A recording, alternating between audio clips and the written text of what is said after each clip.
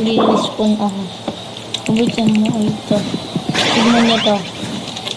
Ito ang glitch na makakapunta ka sa shooting range ng labas. First login to ka. So lang to. O diba? Diba? Easy lang.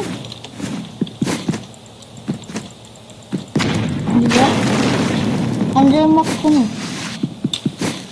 Under map ko na. Under map ko na. Diba? Diba? Easy! What? Nagtataka kayo kung paano nyo nagawa. Sabay hindi na yung nagawa.